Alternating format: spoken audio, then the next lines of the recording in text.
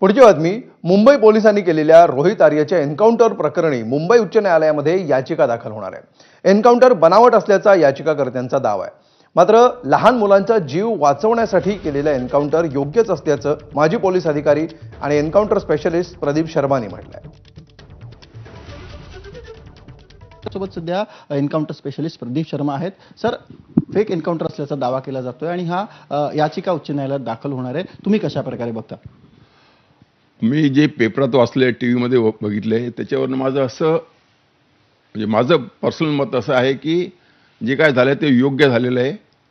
17 लहान लहान मुलांना पवई पोलिसांनी, मुंबई पोलिसांनी वाचवलं आहे स्वतःचा जीव धोक्यात घालून. जो आर्य होता, जे मी वाचले, त्याच्यात त्यांनी केमिकल्स वगैरे स्प्रे केले होते सगळ्या फ्लोअरवर.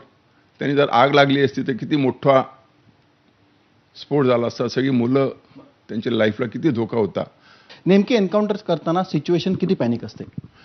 एन्काउंटर हा काही ठरून केलेला नसतो. तो ॲक्सिडेंट असतो, अचानक असतो, as per of the movement असतो तो.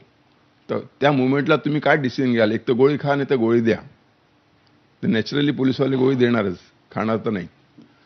तर 100 IPC प्रमाणे जे पॉवर्स पोलिसांना कायद्याने दिलेले आहेत, कोणाचा रेप होत असेल किंवा कोणाला अबडक्ट केलं असेल, किडनॅप केलं असेल, कन्फाईन केलं असेल किंवा कुठल्या व्यक्तीच्या लाईफला धोका असेल, तर त्यावेळी बळाचा वापर करण्याची जी पॉवर आहे ती कायद्याने पोलिसांना दिलेली आहे. आणि मला असं वाटतं तंतोतंत कायद्याचं पालन झालेलं आहे की पोलिसांनी त्याच्या छातीवर गोळी न मारता पायावर मारली पाहिजे होती, जेणेकरून तो जखमी झाला असता आणि तसे प्राण वाचवून देखील मुलांना वाचवता आलं असतं. आता त्यावेळी तो बसला असेल, तसं झालं असेल, म्हणून छातीत गोळी बसली असेल.